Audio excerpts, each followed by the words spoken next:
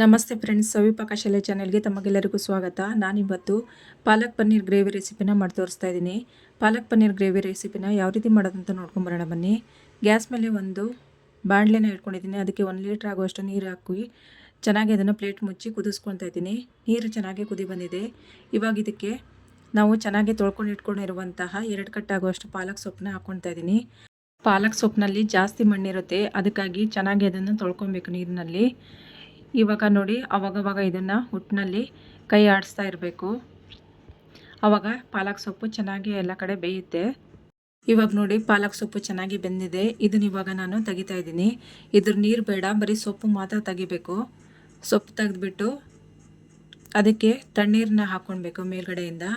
ಆವಾಗ ಸೊಪ್ಪು ಬೇಗ ತಣಿತದೆ, ರುಬ್ಕೊಳಕ್ಕೂ ಬೇಗ ಈಸಿ ಆಗುತ್ತೆ. ಈಗ ಗ್ಯಾಸ್ ಮೇಲೆ ಒಂದು ಕಡಾಯಿನ ಇಟ್ಕೊಂಡಿದ್ದೀನಿ. ಅದಕ್ಕೆ 1 ಸ್ಪೂನ್ ಆಗುವಷ್ಟು ಬೆಣ್ಣೆ ಹಾಕ್ಕೊಂಡಿದ್ದೀನಿ. ಬೆಣ್ಣೆ ಚೆನ್ನಾಗಿ ಕರಗಲಿ. ಬೆಣ್ಣೆ ಚೆನ್ನಾಗಿ ಕರಗ್ತಾ ಇದೆ. ಇವಾಗ ಅದಕ್ಕೆ 2 ಟೇಬಲ್ ಸ್ಪೂನ್ ಆಗುವಷ್ಟು ಎಣ್ಣೆ ಹಾಕ್ಕೊಳ್ತಾ ಇದ್ದೀನಿ. ಇದಕ್ಕೆ ಇವಾಗ ಪನ್ನೀರ್ನ ಹಾಕ್ಕೊಳ್ತಾ ಇದ್ದೀನಿ. ಪನ್ನೀರ್ಗೆ ನಾನು ಖಾರದ ಪುಡಿ ಮತ್ತು ಉಪ್ಪು ಹಾಕಿ ಚೆನ್ನಾಗಿ ಕಲಸಿ ಇಟ್ಕೊಂಡಿದ್ದೆ. ಅದನ್ನ ಇವಾಗ ಕಡಾಯಿಗೆ ಹಾಕ್ಕೊಂಡು ಚೆನ್ನಾಗಿ ಅದನ್ನು ಫ್ರೈ ಮಾಡ್ಕೊಳ್ಬೇಕು ಎಣ್ಣೆ ಮತ್ತು ಬೆಣ್ಣೆನಲ್ಲಿ.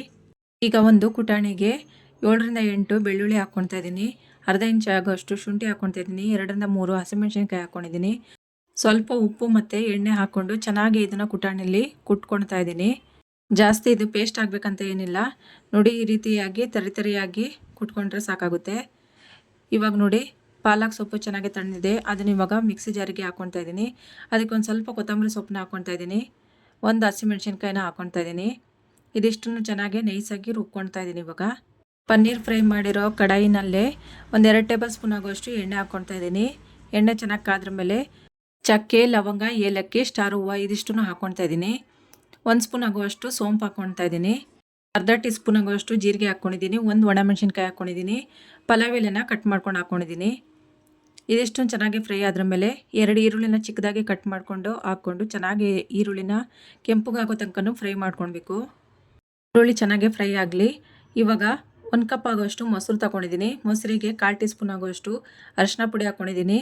1 ಟೇಬಲ್ ಸ್ಪೂನ್ ಆಗುವಷ್ಟು ಧನಿಯಾ ಪುಡಿ ಹಾಕ್ಕೊಂಡಿದ್ದೀನಿ. 1 ಸ್ಪೂನ್ ಆಗುವಷ್ಟು ಅಚ್ಕಾರದ ಪುಡಿನ ಹಾಕ್ಕೊಂಡು ಚೆನ್ನಾಗಿ ಅದನ್ನು ಮೊಸರಲ್ಲಿ ಕಲಸಿ ಮಿಕ್ಸ್ ಮಾಡ್ಕೊಳ್ಬೇಕು. ಮಿಕ್ಸ್ ಮಾಡ್ಕೊಂಡಿದ್ದೆಲ್ಲ ಆಗಿದೆ. ಇದನ್ನು ಇವಾಗ ಈರುಳ್ಳಿ ಫ್ರೈ ಆಗ್ತಿದೆಯಲ್ಲ, ಆ ಮಿಶ್ರಣಕ್ಕೆ ಹಾಕ್ಕೊಳ್ತಾ ಇದ್ದೀನಿ. ಮೊಸರು ಹಾಕೋಕ್ಕಿಂತ ಮುಂಚೆನೇ ನಾವು ಆವಾಗಲೇ ಹಸಿಮೆಣಸಿನ್ಕಾಯಿ, ಬೆಳ್ಳುಳ್ಳಿ, ಶುಂಠಿ ಕುಟ್ಟಿ ರೆಡಿ ಮಾಡಿ ಇಟ್ಕೊಂಡಿದ್ವಲ್ಲ, ಆ ತರಿಯಾಗಿರೋ ಪೇಸ್ಟನ್ನ ಇದಕ್ಕೆ ಹಾಕ್ಕೊಂಡು ಚೆನ್ನಾಗಿ ಹುರ್ಕೊಂಡು ಹಸಿ ಸ್ಮೆಲ್ ಹೋಗೋ ತನಕ ಚೆನ್ನಾಗಿ ಹುರ್ಕೊಂಡು ಹಾಕ್ಕೊಂಡಿದ್ದೀನಿ. ನಂತರ ನಾವು ಮೊಸರು ಖಾರದ ಪುಡಿ ಮಿಶ್ರಣನ ಕಲಸಿಟ್ಟಿದ್ವಲ್ಲ, ಅದನ್ನು ಹಾಕಿ ಚೆನ್ನಾಗಿ ಎಣ್ಣೆನಲ್ಲಿ ಫ್ರೈ ಮಾಡ್ಕೊಂಡಿದ್ದೀನಿ. ಅದಕ್ಕೆ ಇವಾಗ ಸ್ವಲ್ಪ ಕಸೂರಿ ಮೆಥಿನ ಹಾಕ್ಕೊಳ್ತಾ ಇದ್ದೀನಿ. ಕಸೂರಿ ಮೆಥಿ ಹಾಕಿ ಚೆನ್ನಾಗಿ ಇದನ್ನು ಕಲಸಿ ಮಿಕ್ಸ್ ಮಾಡ್ಕೊಳ್ಳೋಣ. ಇವಾಗ ಇದಕ್ಕೆ ಪಾಲಕ್ ಸೊಪ್ಪನ್ನ ರುಬ್ಬಿ ಪೇಸ್ಟ್ ಮಾಡಿ ಇಟ್ಕೊಂಡಿದ್ನಲ್ಲ, ಆ ಪೇಸ್ಟ್ನ ಹಾಕ್ಕೊಂಡು ಚೆನ್ನಾಗಿ ಇದನ್ನು ಹಸಿ ಸ್ಮೆಲ್ ಹೋಗೋ ತನಕ ಚೆನ್ನಾಗಿ ಇದನ್ನು ಕಲಸಿ ಮಿಕ್ಸ್ ಮಾಡ್ಕೊಳ್ಬೇಕು. ಪಾಲಕ್ ಸೊಪ್ಪು ರುಬ್ಬಿ ಹಾಕಿರೋದು ಕಲರ್ ನೋಡಿ ಎಷ್ಟು ಚೆನ್ನಾಗಿ ಕಾಣಿಸ್ತಿದೆ ಅಂತ ತಿಳ್ಕೊಂಡು ಯಾವುದೇ ಕಲ್ಲರು ನಾವು ಬಳಸಿಲ್ಲ ಇದಕ್ಕೆ. ಈಗ ನೋಡಿ, ರುಚಿಗೆ ಬೇಕಾದಷ್ಟು ಉಪ್ಪು ಹಾಕ್ಕೊಳ್ತಾ ಇದ್ದೀನಿ. ಉಪ್ಪು ಹಾಕಿ ಚೆನ್ನಾಗಿ ಇದನ್ನು ಮಿಕ್ಸ್ ಮಾಡ್ಕೊಳ್ಳೋಣ. ಪಾಲಕ್ ಸೊಪ್ಪಲ್ಲಿ ತುಂಬಾ ಬೆನಿಫಿಟ್ ಇದೆ. ಐರನ್ ಕಂಟೆಂಟ್ಸು ಜಾಸ್ತಿ ಇದೆ ಅದರಲ್ಲಿ. ಮತ್ತು ನಾವು ಅವಾಗವಾಗ ಪಲ್ಯ ಎಲ್ಲ ಮಾಡ್ಕೊಂಡು ತಿನ್ನೋದ್ರಿಂದ ದೇಹಕ್ಕೆ ತುಂಬಾ ಒಳ್ಳೆಯದು. ಇವಾಗ ಅದನ್ನು ಮುಚ್ಚಿ ಚೆನ್ನಾಗಿ ಕುದಿಯೋಕ್ಕೆ ಬಿಟ್ಬಿಡೋಣ. ಈ ಕಡೆ ಒಂದು ಬಾಣಲೆನ ಇಟ್ಕೊಳ್ತಾ ಇದ್ದೀನಿ. ಅದಕ್ಕೆ 1-2 ರಿಂದ 3 ಟೇಬಲ್ ಸ್ಪೂನ್ ಆಗುವಷ್ಟು ಗೋಧಿ ಹಿಟ್ಟು ಹಾಕ್ಕೊಂಡು ಚೆನ್ನಾಗಿ ಅದನ್ನು ಡ್ರೈ ಆಗಿನೇ ಚೆನ್ನಾಗಿ ಇದನ್ನು ಹುರ್ಕೊಳ್ತಾ ಇದ್ದೀನಿ. ಈ ಕಡೆ ಗ್ರೇವಿ ಚೆನ್ನಾಗಿ ಕುದಿ ಬಂದಿದೆ. ಒಂದ್ಸತಿ ಕಲಸಿ ಮಿಕ್ಸ್ ಮಾಡ್ಕೊತಾ ಇದ್ದೀನಿ. ಅದಕ್ಕೆ ಗೋಧಿ ಹಿಟ್ಟು ನಾನು ಹುರ್ಕೊಂಡಿದ್ನಲ್ಲ, ಅದನ್ನು ಹಾಕ್ಕೊಂಡು ಚೆನ್ನಾಗಿ ಇದನ್ನು ಮಿಕ್ಸ್ ಮಾಡ್ಕೊತಾ ಇದ್ದೀನಿ. ಇದಕ್ಕೆ ಗರಂ ಮಸಾಲ ಪುಡಿನ 1 ಸ್ಪೂನ್ ಆಗುವಷ್ಟು ಹಾಕಿ ಚೆನ್ನಾಗಿ ಇದನ್ನು ಮಿಕ್ಸ್ ಮಾಡ್ಕೊತಾ ಇದ್ದೀನಿ.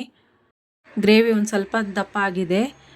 ಅದಕ್ಕೆ ಇವಾಗ ಒಂದು ಸ್ವಲ್ಪ ನೀರು ಸೇರಿಸ್ಕೊತಾ ಇದ್ದೀನಿ. ಒಂದು ಅರ್ಧ ಗ್ಲಾಸ್ ಆಗೋಷ್ಟು ನೀರು ಸೇರಿಸ್ಕೊತಾ ಇದ್ದೀನಿ. ಸೇರಿಸಿ ಚೆನ್ನಾಗಿ ಇದನ್ನು ಕಲಸಿ ಗ್ರೇವಿ ಮಾಡ್ಕೊತಾ ಇದ್ದೀನಿ. ಫ್ರೈ ಮಾಡಿರುವಂತಹ ಪನ್ನೀರನ್ನ ಹಾಕಿ ಚೆನ್ನಾಗಿ ಇದನ್ನು ಮಿಕ್ಸ್ ಮಾಡ್ಕೊತಾ ಇದ್ದೀನಿ. ಪನ್ನೀರು ಹಸಿ ಹಾಕಿದರೂ ಪರವಾಗಿಲ್ಲ, ಇಲ್ಲ ಫ್ರೈ ಮಾಡಿ ಹಾಕ್ಕೊಂಡ್ರು ಟೇಸ್ಟು ತುಂಬಾ ಚೆನ್ನಾಗಿರುತ್ತೆ. ಹಾಗಾಗಿ ನಾನು ಫ್ರೈ ಮಾಡಿ ಹಾಕ್ಕೊಂಡಿದ್ದೀನಿ.